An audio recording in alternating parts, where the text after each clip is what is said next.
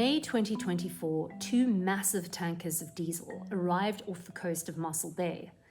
On board, 1.3 billion rands worth of diesel, enough to help Eskom keep the lights on. But there was a problem.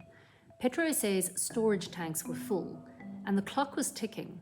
For every day that the vessels sat offshore, it would cost PetroSA another 650,000 rand in demurrage fees.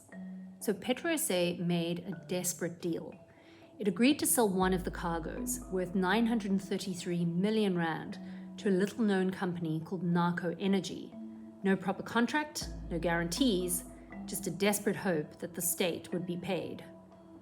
I'm Susan Comrie, an investigative journalist with the Amabongane Centre for Investigative Journalism. And for the past 2 years, we've been trying to answer the question, who really profited off the load-shedding crisis? Well, according to Eskom, around 80% of the diesel that was burnt in the open-cycle gas turbines came from PetroSA, a state-owned entity which is controlled by the Department of Mineral Resources and Petroleum under Minister Gwede Mantashe. Now, PetroSA isn't doing this for charity. They make a substantial profit on every cargo of diesel sold to Eskom. How do we know this?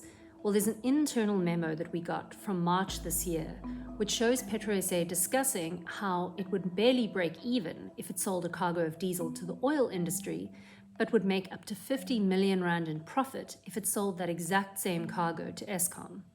But those mouth-watering profits have also made PetroSA reckless. What we can see from the financials is that PetroSA has been buying up cargoes of diesel without necessarily having buyers or storage lined up to accept them, leaving oil tankers to idle offshore for weeks at a time. The cost? At least 400 million rand in demurrage fees, which eat into PetroSA's profit margin. So you remember the cargo of diesel that PetroSA sold to Nako Energy? Well, the Jag Pushpa had arrived in South African waters in May 2024, but it couldn't offload for 90 days, which meant it ran up a 50 million rand demurrage bill for PetroSA's account. On top of that, Nako then asked for a 96 million rand discount on the fuel. So what this meant is that by the time PetroSA had actually sold the cargo of diesel, any profits it thought it was going to make had been completely wiped out. Instead, PetroSA made a 19 million rand loss on that particular cargo. But PetroSA's problems didn't end there. They had given Nako 60 days to pay the 933 million rand they owed. But when Nako didn't pay in September 2024, PetroSA didn't have a contract to fall back on. Now, Nako have told us that they have finally reached a settlement with PetroSA, but how much PetroSA got and whether they got value for money remains unknown. But the Nako blunder isn't an isolated incident.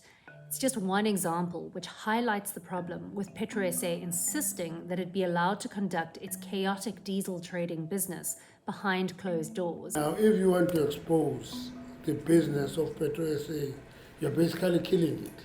You say you must just kill it because you say competitive companies must just target that market. In the past 2 years, PetroSA has done around 45 billion rands worth of fuel deals. Just think about that number though. That's roughly what we spent building new stadiums ahead of the 2010 Soccer World Cup. But now imagine those deals being conducted completely in the dark, and where even the names of the companies that won the contracts is considered top secret. Well, that's the situation at PetroSA, and it's why we've been fighting so hard to switch the lights on. You can read our full Dirty Fuels investigation at amabongane.org. Amabongane, digging dung, fertilizing democracy.